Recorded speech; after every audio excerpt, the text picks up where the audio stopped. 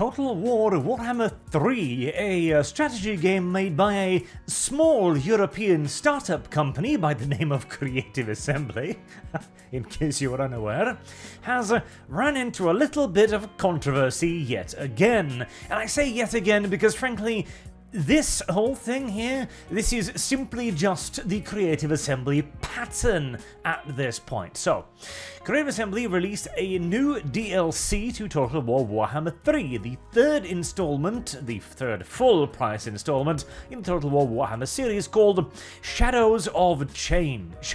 Now, Shadows of Change is the rough equivalent of $25 to $30 or so, shown in Norwegian kroners here, of course, which places it at the same price point as Forge of the Chaos Dwarves DLC.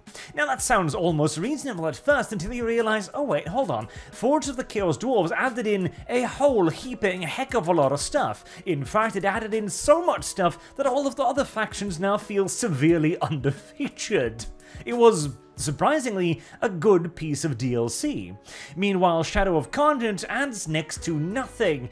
3 new legendary lords, which hardly matter in the slightest, and another 11 units, and some regiments of renown, most of which are simply just reskinned and even more overpowered versions of the units already in the game. And what made it even worse was that this meant that it was a pretty severe price tick up from previous installments, like the Champions of Chaos or the Ogre Kingdoms. In fact, it's a doubling or potentially even a tripling of the previously established pricing standard.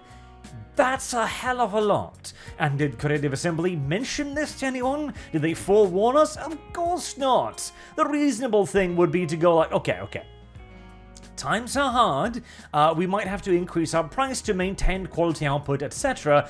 Here's a warning, and we'll see how many of you vote with your wallets as to whether or not you want it at this price point. That would be the reasonable thing to do, but it's not the Creative Assembly thing to do.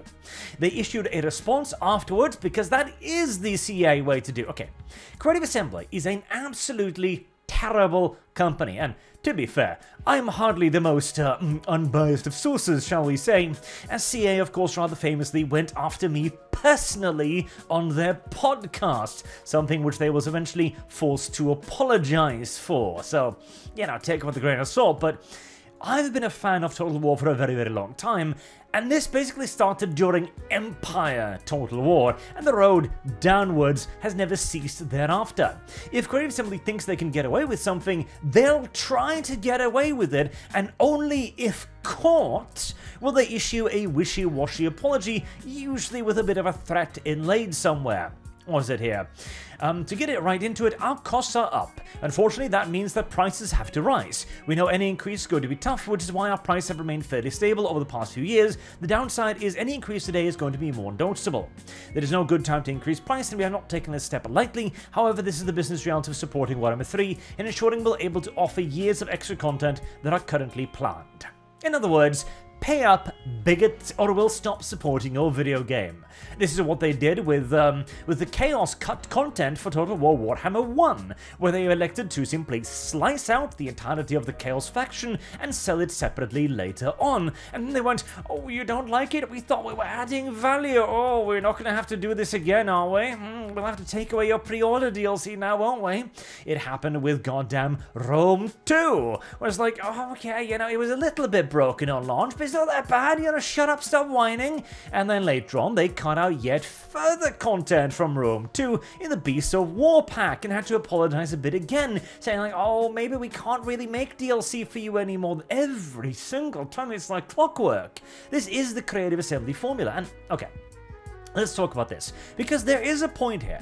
So, see, I've seen some people say that, okay, this should affect the DLC alone. So downvote the DLC, or simply don't purchase it, but don't downvote the game entirely. I vehemently disagree, because this is a company problem. This is not a one DLC thing. This is a every single solitary goddamn DLC thing. They always try to get away with the scummiest thing they can. And if they do get away with it, like for example charging $60 for Total War Warhammer 2 and 3 expansion packs for full prices, that will then become company standards because they are scum.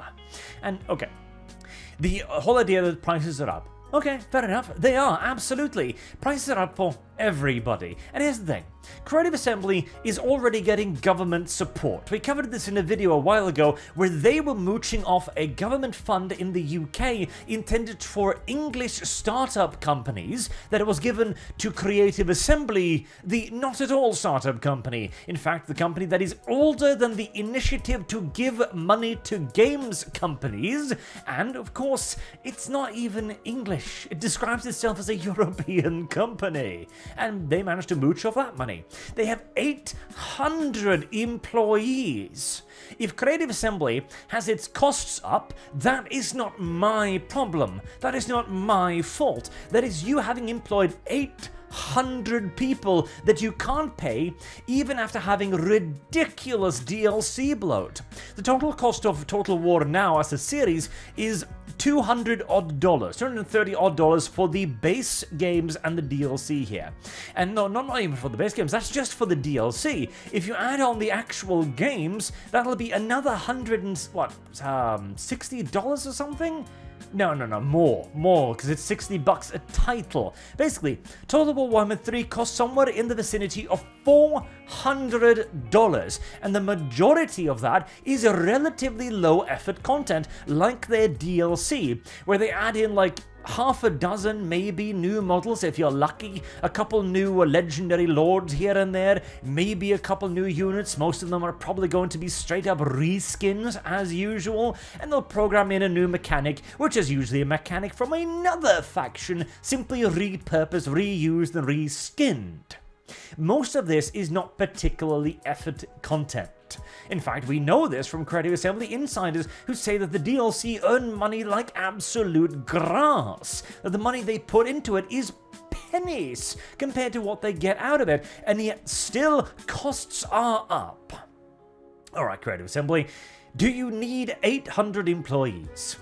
Because that might be the reason why costs are up. 800 people. You are asking us to foot the bill for your own rampant expansion, even as you are getting money from the government on top of all of that, even as you are massively overcharging already, and now you have elected to overcharge more. And again, if this was it's an inevitability, fair enough, maybe, but then you'd come out and say it like a decent human being. You'd go, alright, this is a bit of a problem here, but only when people started complaining did you go, shit, I guess we'll have to do some damage control again, gosh darn it. Same with Rome 2. You knew it was broken, you released it anyway. You know you had cut content out from the game that you pushed out of the door long before it was ready, and you're still trying to profit off it. Total War 3 Kingdoms. The moment that the $60 expansion pack became normalized, all support for that game disappeared, and rumors emerged immediately that Creative Assembly was working on Total War 3 Kingdoms 2 to better take advantage of the $60 expansion thing, as they figured they were under-monetizing that setting a little bit. Creative Assembly are bad people. Really, actually, genuinely, unironically bad people. And as a company, they must be beaten relentlessly every time they do this stuff, because if they don't, they will simply make it company policy every time. They get away with a thing, it is normalized. They get away with a broken product, they'll always release one. They get away with hiking up prices unilaterally, they'll keep doing it, like the $60 expansions. You have to hit the company itself. They are a legitimate target for review bombings. Even if you have no intentions of purchasing the DLC, hit the company, because they are the ones that are doing this. This doesn't happen in a goddamn vacuum. Creative Assembly doesn't triple the prices of DLC like a whoopsie popsy or anything. This is the company's greed yet again. And once more, if this was an isolated incident, I might call it, okay, fair enough, just don't buy it. But no, this has happened twice, this has happened thrice, this has happened 4 or 5 goddamn times, to the point where now people pretty much expect Total War titles to be unplayable on launch. And it's a pleasant surprise when they aren't. And I say that as somebody who was an absolutely enormous fan of Total War. The reason why I started my original lore channel was because of Total War Warhammer. That is the entire reason I am here today. Yet that company has done nothing but decrease the quality of their content and again, attack me personally for it. CAA are just actual, genuine scumbags. Simple as. And the only way that we have any hope of returning to the age of good Total War is this right here. This sends a message. This sends a message louder than the sales do, because CA is a fat company. They have earned unfathomable quantities of money off Total War Warhammer. In fact, they've said so publicly that it has been an incredibly profitable title. If you simply don't buy one piece of DLC, they'll shrug, they'll increase the prices on the next one, and they'll sell it to you again because the normies don't know. It is our job, our responsibility as the people who like these games and who play them to make this happen, because this is what the normie sees. Somebody who is just getting into Total War Warhammer will have no frame of reference for what's going on here.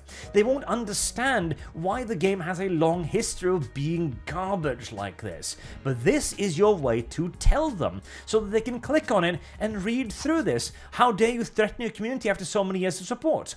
Nice PR statement, guys. Really well done. Like, this is the kind of things that people who are just getting into the game need to see. And again, this guy has 217 hours. This game has 1,000 hours. These are not people hating on the game for no reason. These are dedicated, invested fans who simply want Creative Assembly to not be monstrous pieces of shit.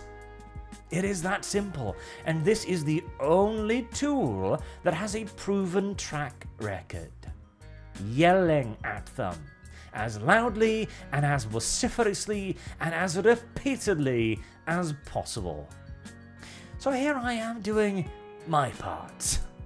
I hope you consider doing yours as well. If you own Total War Warhammer 3 and you're not happy with a massive price bump from a company already getting government funds and paying 800 employees before cutting in their own costs, electing to move that cost over onto you, then it's time to go into there and give them a bit of a red thumbs down, isn't it? Until next time, I have been Arch. Thank you all very much for watching, and I hope to see you all again soon. Oh, and Creative Assembly are dickheads. Have a good day.